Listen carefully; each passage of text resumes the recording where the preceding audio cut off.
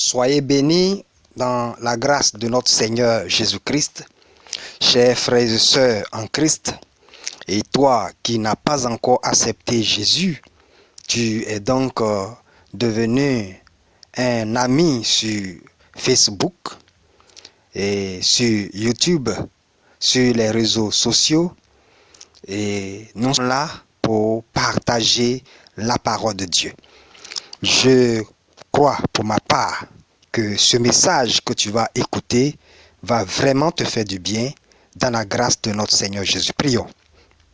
Père, nous te rendons grâce pour ce temps de partage. Nous prions afin que ta grâce dispose l'entendement de celui qui écoute, l'entendement de celle qui écoute, et que par la puissance de ta grâce, par la vertu de ton amour, Adonai, tu donnes à quelqu'un la capacité d'obéir à ta voix.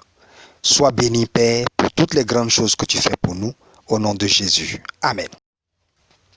Le passage donc que nous allons partager ensemble dans la Bible est tiré de Genèse 8, le verset 20 à 22. Je lis la parole de Dieu. Noé bâtit un autel à l'Éternel. Il prit de toutes les bêtes pures et de toutes les bêtes pures et de tous les oiseaux purs, et il offrit des holocaustes sur l'autel.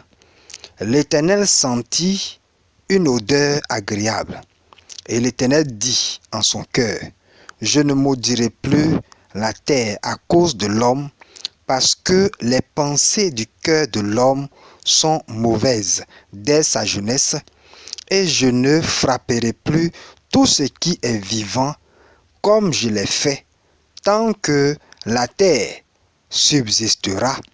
Les semailles et la moisson, le froid et la chaleur, l'été et l'hiver, le jour et la nuit ne cesseront point. Amen. Ainsi, nous avons une parole qui nous présente la pensée de Dieu. Romains 10, le verset 17 dit: la foi vient de ce qu'on entend, et ce qu'on entend vient de la parole de Christ. Quand nous écoutons bien l'Écriture, nous comprenons que le plus important quand Dieu parle, c'est sa pensée. Ainsi, quiconque a la pensée de Dieu, cette personne a la foi véritable à sa disposition, pourvu que cette personne l'accepte. Ainsi, nous voyons que l'histoire de Noé a commencé par le fait que Dieu, dans sa science et son omniscience, ayant fait l'humanité et opté pour que l'humanité soit libre comme lui, a permis à ce que les hommes vivent sur terre et dans leur vie qu'ils soient indépendants. Mais c'est à l'homme que Dieu a donné la vie de faire quoi? De s'attacher à lui. C'est le mystère de la pensée de Dieu. Dieu fait toujours les choses de cette manière. Il fait l'homme, mais il n'oblige pas l'homme à venir à lui. Il laisse l'homme choisir librement de venir à lui. Et donc ce passage nous permet de comprendre quelque chose. Si vous lisez un peu plus haut l'histoire de Noé, vous allez voir que c'est Dieu qui a dit à Noé de bâtir une arche. Et c'est Dieu qui a attiré les animaux deux à deux, de sorte que ceux qui devaient être sauvés de son temps soient avec lui dans l'arche. Et durant les temps de la pluie, où l'inondation a eu lieu sur toute la terre, ces animaux se sont multipliés dans l'arche et donc sont devenus nombreux. Alors, le mystère donc, c'est Dieu qui a créé Noé. C'est Dieu qui a donné l'idée de bâtir une arche à Noé. C'est Dieu qui a contribué au principe de la construction de cette arche afin de subsister en face de la tornade, de la pluie, de cette pluie qui était pour Noé une première dans toute l'existence de l'humanité en son temps. Et la deuxième chose, c'est que ce Noé qui était donc engagé dans la pensée de Dieu, c'est Dieu qui a attiré à lui les bêtes qui devaient monter avec lui dans l'arche. C'est Dieu donc qui a tout rassemblé. C'est Dieu qui a fait Noé, c'est Dieu qui a donné l'idée, c'est Dieu qui l'a conduit, orienté dans la construction de ce qu'il n'avait jamais construit. C'est Dieu qui lui a donné encore la capacité de pouvoir attendre l'arrivée de ces bêtes. Et ces bêtes sont venues comme conduits, comme dirigés, comme s'ils avaient un berger qui les conduisait jusqu'à cette arche. C'est Dieu qui a donc tout fait. Et donc Dieu a attendu, après le déluge, il regardait donc Noé agir. C'est du propre chef de Noé, de la propre volonté de Noé. Comme je le dis au départ, Dieu attend que l'homme vienne à lui de façon libre, volontairement. Non pas sous contrainte, mais de façon libre de venir à lui Dieu. De même, Noé a eu donc la foi pour pouvoir monter dans cette tâche, la foi pour pouvoir faire cette action que Dieu ne lui a pas dit, mais qu'il devait faire. Pour lui-même et ses enfants, et de par lui, tous ceux qui descendraient de lui.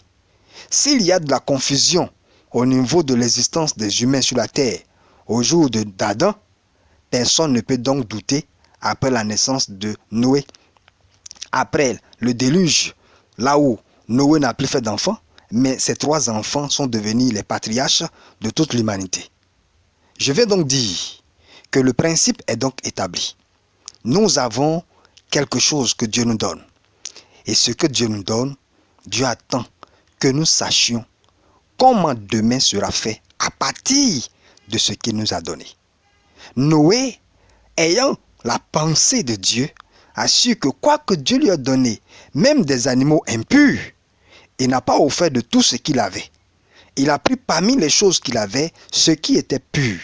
Lorsque vous allez rencontrer le président de la République ou un député ou un ministre ou je ne sais qui, parmi les autorités de ce pays ou d'un autre pays ou des nations, vous verrez que vous ferez tout pour que ce que vous allez présenter à cette autorité soit quelque chose qui l'agrée, quelque chose de présentable. Eh bien, c'est ce que Noé a fait. Il a pris les bêtes pures, il a bâti un autel, il a offert à l'Éternel. Pour lui, c'était pour dire à Dieu, merci de nous avoir sauvés. Cette reconnaissance fait entrer dans les parvis de Dieu. Dieu donc va donc parler sur l'humanité et a pris l'engagement. Mais dans les propos de Dieu, les choses étaient claires. C'est le péché qui a conduit l'humanité dans le déluge, comme c'est le péché qui va conduire l'humanité dans l'enfer. Enfer qui est donc le fer fondu, selon la révélation que le berger Moïse, Losheko Malou, a reçue. Et donc, ce que je vais donc dire, celui qui lit l'écriture en fer, tout de suite, il doit avoir une idée claire de ce que le feu et le souffle décrit par Apocalypse 20, décrit cette personne a une idée claire en fer. Ça est en fer, c'est-à-dire que c'est quelque chose qui est en fer. Voici un peu. Maintenant, si c'est un feu, alors la compréhension est claire que ce qu'on appelle en fer, c'est quelque chose qui brûle. Amen. Il n'y a pas d'explication là-dessus. Tout le monde comprend clairement ce que veut dire enfer. Maintenant, lorsque Noé bâtit l'autel à l'Éternel, Dieu va donc considérer la qualité de son don. Les animaux purs. Et ces animaux purs que Noé va prendre, Dieu va considérer pour l'humanité tout entière. Noé n'avait aucune pensée de ce qui allait suivre. Noé n'avait pensé à rien d'autre. C'était simplement pour dire à Dieu merci, librement. Voilà donc le principe de départ. Dieu te crée, Dieu te donne et il attend que toi, tu fasses le choix de te donner toi-même à lui et de donner de ce qui est dans ta main. Voilà donc le principe par lequel Dieu construit un avenir. L'avenir, c'est demain et c'est aujourd'hui qu'on le construit. La sagesse des hommes fait courir l'humanité pour rien. Et pourtant, le monde spirituel prévaut sur toute chose. Même si le chrétien, excusez-moi du terme, après quelques années passées en Christ, devient plus ignorant que le païen, parce que simplement, beaucoup de choses venant de l'ennemi viennent l'empêcher de faire usage de son intelligence, de sa foi, de son amour, de son espérance pour entrer dans les principes de Dieu. À cause de ce que cela n'arrangerait pas Satan, alors il a conçu dans la pensée des croyants, des disciples de Jésus, tout ce qu'il faut pour qu'ils deviennent, à la pure expression du mot, ignorants. Donc, les principes de Dieu sont faits pour ceux qui croient en lui. Et si ces principes sont découverts, il faut les appliquer si on veut en jouir. Alors, le donner par celui qui a déjà reçu l'action de Dieu dans sa vie. C'est Dieu qui va chercher, c'est Dieu qui te donne, c'est Dieu qui crée les opportunités, c'est Dieu qui fait. Dès que tu reçois, n'oublie pas que parmi ce que tu as reçu, il y a quelque chose qu'on appelle sémence. Si tu oublies cela et que tu manges tout, que tu investis tout, que tu utilises pour faire ce que tu veux faire, tu vas courir le risque de faire quoi? De vivre comme un homme naturel. Et au jour où une menace quelconque viendra sur ce que tu as fait, tu verras que cette menace va atteindre son but. Parce qu'elle ne trouvera pas dans ton activité, dans ton projet, dans ton idée, le surnaturel qui peut l'arrêter. Arrêter la pluie afin que l'inondation n'arrive plus jamais, Noé ne savait pas que c'était encore possible. À sa descente de l'arche, il ne savait pas que le jour où les humains, leur cœur penchera vers le péché, la menace de la destruction de la terre par le déluge serait encore possible. Il ne le savait pas du tout. Pour lui, la pluie a cessé, donc c'est fini. Beaucoup d'entre nous, nous le pensons. Nous demandons pardon à Dieu parce que nous avons péché. Et quand nous finissons de demander pardon à Dieu, pour nous c'est terminé. Les péchés ont des conséquences. Le traitement des conséquences des péchés se base sur les principes de Jésus-Christ de Nazareth. Jésus n'a pas bavardé pour rien. Tout ce qu'il a dit, ce sont des paroles appropriées et des principes établis pour que quiconque les met en pratique puisse voir les conséquences de péché être ôtées. Voici donc la déclaration que Dieu fait qui permet à quelqu'un de comprendre. Quand il a senti la bonne odeur dans ses narines et cette odeur qui lui fut agréable, la Bible dit cette chose que et l'Éternel dit en son cœur. Il n'a pas parlé, mais dans son cœur, il a eu la pensée. Dans son cœur, c'est de ça qu'il est question. Dans son cœur, je ne maudirai plus la terre à cause de l'homme. Que représente la terre? Le lieu d'habitation de l'homme. Que représente la terre? Le lieu d'habitation de l'homme. Ainsi, quand quelqu'un fait des choses qui sont mauvaises, on a tendance à vouloir lui arracher ce qu'il a. L'objectif, afin qu'il reconnaisse qu'il fait mal. Mais il dit, je ne maudirai plus la terre, donc ce que l'homme a, à cause de l'homme. Parce que les pensées du cœur de l'homme sont mauvaises dès sa jeunesse. Et je ne frapperai plus tout ce qui est vivant comme je l'ai fait. Donc, les deux engagements que Dieu a pris dans son cœur, alors concernent la pensée du cœur de l'homme. Lui, il parle en son cœur, mais il considère la pensée du cœur de l'homme. Il voit que la pensée du cœur de l'homme n'est pas tournée vers le bien, mais la pensée du cœur de l'homme est toujours tournée vers le mal. Et dès sa jeunesse, dès son enfance. Si je pose la question à vous, bien-aimés, lequel d'entre vous a touché au sexe et à quel âge il a touché au sexe? Si nous prenons 10 personnes, sur les 10 personnes, ce sera difficile de découvrir un seul qui n'a pas eu à toucher le sexe quand il était tout petit. Tout le monde, presque tous, ceux qui ont eu la grâce de ne pas le faire, ils sont très rares. On peut en trouver 1 sur 1 million. Tellement les amusements avec lesquels nous jouons, les choses, les jeux que nous avons déjà dans l'enfance, dans nos familles respectives, sont des choses qui n'ont rien à voir avec la parole de Dieu. Et vous savez très bien que la curiosité de l'homme le conduit toujours vers le mal. Donc, dès sa jeunesse, le cœur de l'homme est poussé vers le mal.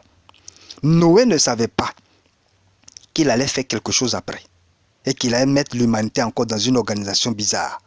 Ça, il l'ignorait. Le cœur de l'homme est mauvais. Maintenant, que faire? Dieu dit, il faut que je prenne un engagement. Mais l'engagement que Dieu a pris est basé sur l'autel que Noé a bâti à l'Éternel.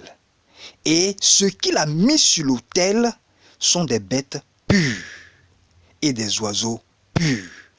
Sur la terre, les bêtes marchent, dans les airs, les oiseaux s'envolent.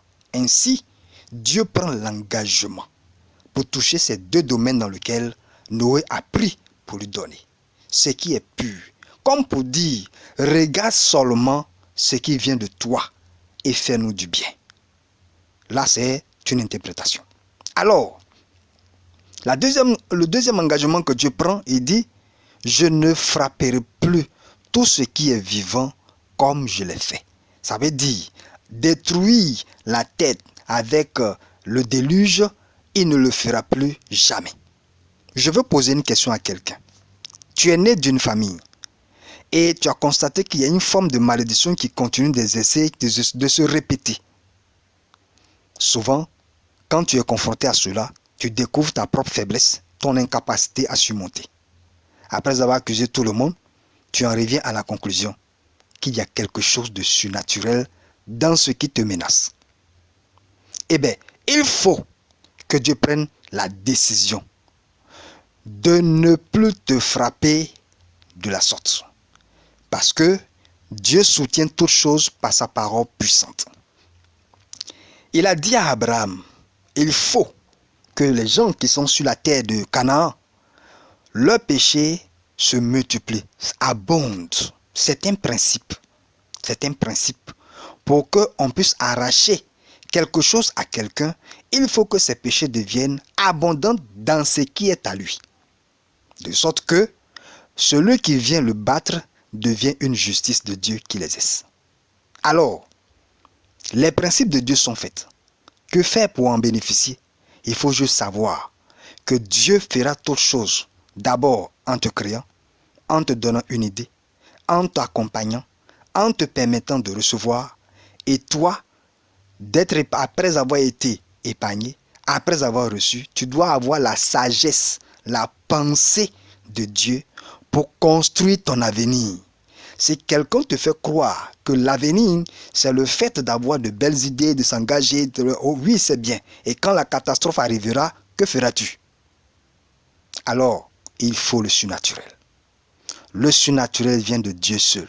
Satan n'est pas créateur du ciel et de la terre. La sorcellerie, le fétichisme, la magie n'ont rien créé. Ce ne sont que des profiteurs de la colère présente. C'est Dieu qui est fâché contre l'humanité et c'est sa colère contre Adam. C'est dans cette colère que Satan et son armée prospèrent. Alors donc, que feras-tu? Il faut que tu amènes Dieu à prendre un engagement dans son cœur en ta faveur. Et pour ça, il faut que tu ouvres les yeux, que tu ouvres ton esprit et que tu sois intelligent à ton salut. De sorte que tu ne prononces pas des paroles vaines et que tu ne poses pas des pas insensés. Sois sage comme Noé. Et je relis le passage pour que tu aies cela à l'esprit. Noé bâtit un autel à l'Éternel. Il prit de toutes les bêtes pures et de tous les oiseaux purs. Et il offrit des holocaustes sur l'autel. L'Éternel sentit une odeur agréable. Et l'Éternel dit en son cœur, je ne maudirai plus la terre à cause de l'homme. Parce que les pensées du cœur de l'homme sont mauvaises dès sa jeunesse, et je ne frapperai plus tout ce qui est vivant comme je l'ai fait. Tandis que la terre subsistera, tant que la terre subsistera, les semailles et la moisson, le froid et la chaleur, l'été et l'hiver, le jour et la nuit ne cesseront point. Ainsi, nous voyons clairement que dans son cœur, Dieu a pris un engagement et il a cautionné cet engagement, il a scellé cet engagement par un signe, ce que tout le monde connaît aujourd'hui, qu'on appelle l'arc-en-ciel. C'est-à-dire un arc qui est en ciel. Voilà donc l'explication terre à terre. Ok. Comme c'est un arc qui est en ciel, c'est parce que la pluie est tombée du ciel. Donc l'arc est en ciel. On ne prendra pas donc un arc en terre, ce qui ne serait pas utile à l'humanité parce que ce n'est pas la terre qui est montée, mais c'est le ciel qui est descendu. Alors, l'arc en ciel qui est une nuée dans la nuit, alors est le signe que Dieu prend pour cautionner son engagement. Et ce n'est pas quelqu'un qui regarde cet acte. C'est lui, l'Éternel, qui regarde cet acte pour dire, ça suffit, arrête de pleuvoir. Ça suffit, arrête de pleuvoir. Et il dit à la pluie, ça suffit, arrête de pleuvoir. Dieu a donc soutenu la fin du déluge sur la terre par son engagement dans son cœur et par le signe dans le ciel qu'est l'arc-en-ciel. Pour que lui-même soit encore au travail pour arrêter sa propre colère. Beaucoup ne savent pas que chaque chose que Dieu a dit depuis la création jusqu'à ce jour n'est pas abolie, a le droit de s'exercer. Et donc, les nouvelles choses qu'il dit constituent son propre engagement et son travail pour sauver quelqu'un de quelque chose. Ce quelque chose auquel Dieu sauve quelqu'un, c'est sa propre parole qu'il avait déjà prononcée. J'espère que tu as compris quelque chose. J'espère que tu as ouvert ton cœur. Nous voyons l'arc-en-ciel en Noé, mais en Apocalypse, le verset Apocalypse 11, que je vais prendre rapidement. Apocalypse 11, Apocalypse 10 du moins, voilà, Apocalypse 10. Nous voyons quelque chose, un signe qui s'est produit. Et ce signe, je le lis Apocalypse 10 à partir du verset 1, il dit, « Je vis un autre ange puissant qui descendait du ciel, enveloppé d'une nuée. Au-dessus de sa tête était l'arc-en-ciel, et son visage était comme le soleil, et ses pieds comme les colonnes de feu. Il tenait dans sa main un petit livre ouvert. Il posa son pied droit sur la terre et son pied gauche sur la mer. Et il cria d'une voix forte, comme rugit un lion. Quand il cria, les 7 tonnerres firent entendre leur voix.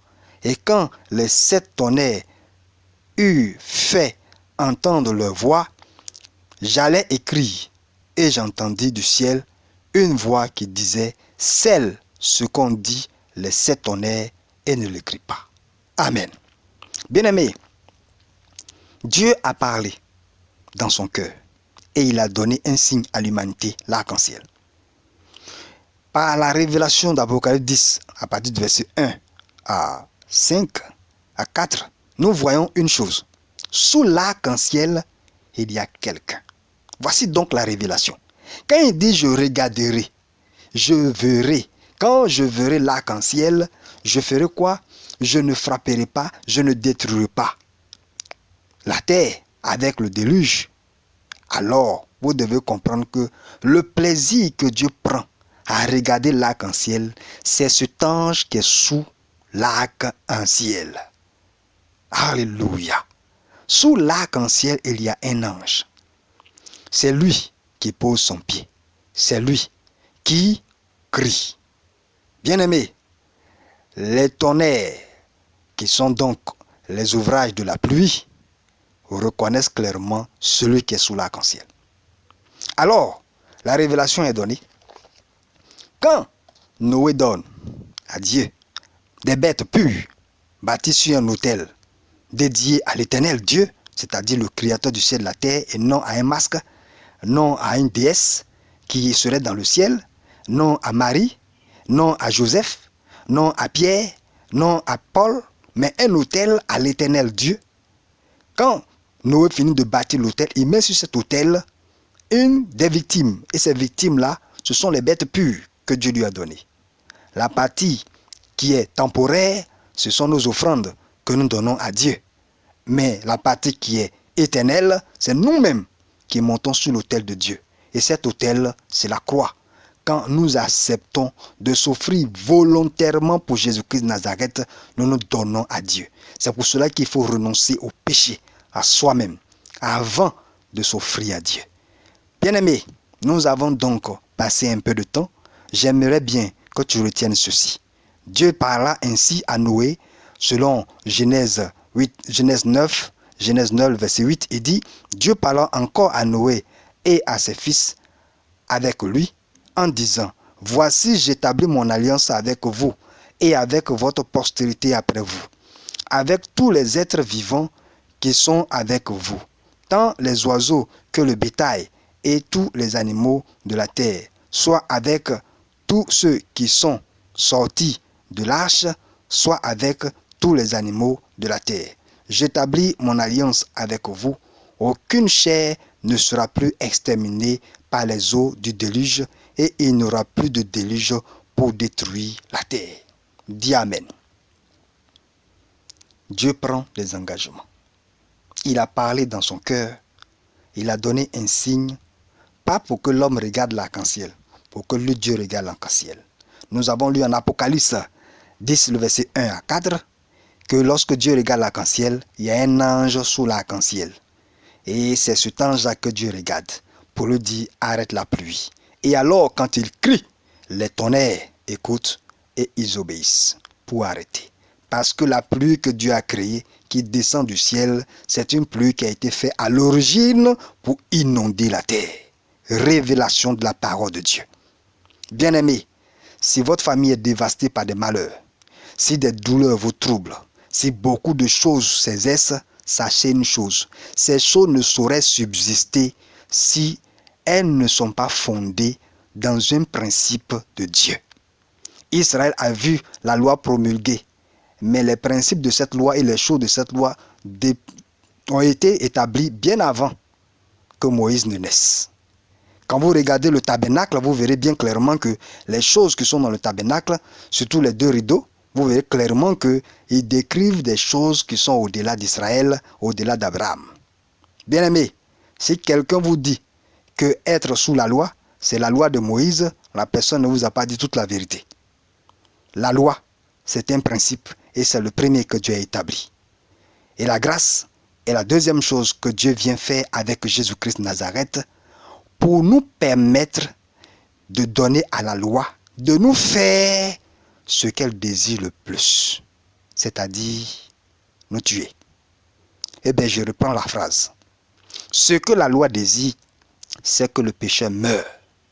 Jésus est venu, non pas pour que le pécheur soit condamné, c'est-à-dire qu'il meure de façon inutile, mais que le pécheur meure de façon utile.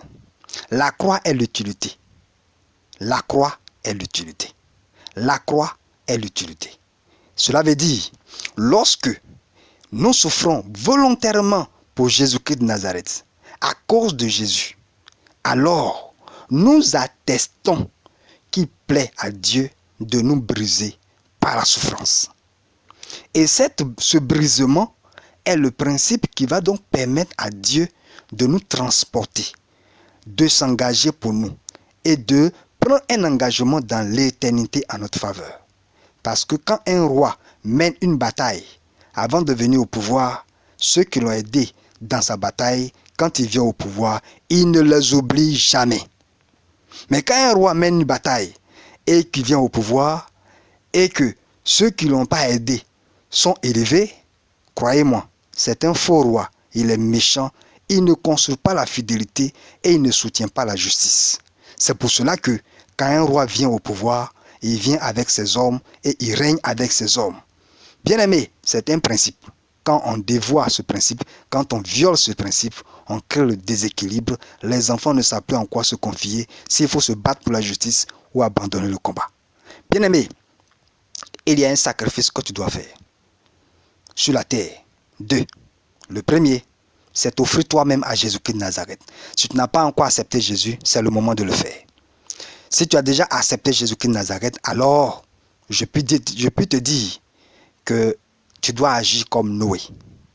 Observe bien où tu étais, comment Jésus t'a pris, où il t'envoie. Maintenant, ensuite, pense à faire comme Noé après que tu sois sorti de l'arche. Bâtir un hôtel. Et l'hôtel ne veut pas dire que tu vas prendre des pierres que tu vas placer, non. Bâtir un hôtel veut dire choisis une opportunité de don que tu vas faire. C'est-à-dire une terre dans laquelle tu vas bâtir. Cette terre dans laquelle tu vas donner à Dieu est ton hôtel. Maintenant, ton offrande que tu vas offrir à Dieu, c'est ton holocauste. Voilà donc la chose. Et cette terre, c'est Dieu qui le donne. Dieu ne donne pas à ses serviteurs, ses servantes, de l'or matériel, de l'argent matériel, non, mais des trésors dans le ciel. faisant donc d'eux des sources de bénédiction. Vous devez donc prier pour demander au Seigneur où est-ce que je dois le semer. Où est-ce que je dois le semer pour sécuriser mon avenir. Parce que je sais que ceux qui ont lutté avec moi jusqu'aujourd'hui ne sont pas forts. Mais c'est parce que tu as déjà parlé. Et c'est sur la base de tes paroles qu'ils manœuvrent, qu'ils commettent et qu'ils pervertissent. Je veux donner pour être sécurisé. Je veux donner pour recevoir. Le psaume 91, verset 14 dit, « Puisqu'il m'aime, je le délivrerai. » Alors, c'est ici l'amour de Dieu. Donner à Dieu. Se donner à Dieu. Pour ceux qui veulent donner leur vie à Jésus, répétez après moi. Seigneur Jésus, je reconnais que je suis pécheur. Je suis pécheur parce que je suis né de ma mère. Je suis pécheur parce que je vis selon la chair. Je suis pécheur parce que je t'ai rejeté. Je viens aujourd'hui pour t'accepter, afin que tu me reçoives et que tu fasses de moi ton enfant. Sur la base de ta parole, selon Jean 1, le verset 12 à 13, qui déclare, « Mais à tous ceux qui l'ont reçu, à tous ceux qui ont cru en son nom, elle, la parole, leur a donné le pouvoir de devenir enfants de Dieu. » Je viens donc pour devenir enfant de Dieu. Reçois-moi, Père. J'accepte le don que tu m'as fait à la croix de Golgotha. J'accepte Jésus. J'accepte Jésus comme mon Seigneur pour me sauver. J'accepte Jésus comme mon Dieu pour me guérir. À partir d'aujourd'hui, je suis à toi. Fais de moi ce que tu veux. Je te prie, Père, donne-moi ton esprit, afin que ton esprit me remplisse et fasse de moi un fils digne de l'autorité de ta parole. Je veux vivre, non pas selon ma volonté, mais selon ta volonté. Je veux être un témoin fidèle de ta parole, afin que quelqu'un qui m'a suivi depuis ma naissance puisse témoigner. Voici comment on vit, voici comment on marche, et voici ce que Dieu prend comme engagement en fonction du témoignage que tu bâtiras dans ma vie afin que je puisse le raconter. Je ne veux pas vivre de façon légère, je ne veux pas vivre de façon légère. Je veux vivre en profondeur avec toi afin que tu t'engages. Car tu as fait deux choses, les bénédictions célestes afin de les régler pour que sur la terre nous recevons abondamment. Père, je prie de me faire grâce et une grâce afin que je sois un homme nouveau. Que mes péchés, que tu me pardonnes parce que tes compassions sont grandes.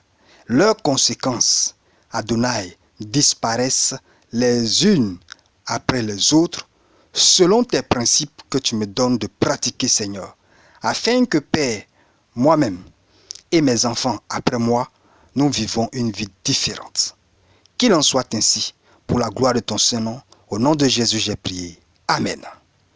Vous autres qui avez accepté déjà Jésus, engagez-vous résolument dans les principes de Jésus-Christ de Nazareth. Ne rejetez plus rien. Mettez votre propre pensée en cause lorsqu'elle vous dicte certaines choses en rejetant certaines choses de Dieu. C'est un piège. Jésus-Christ a des pierres étincelantes dans les cieux pour chacun de ses enfants. C'est pourquoi il parle de remplir de vie. N'en rejetez plus. Recherchez la vie, mais n'abandonnez pas la croix. Qu'il en soit ainsi.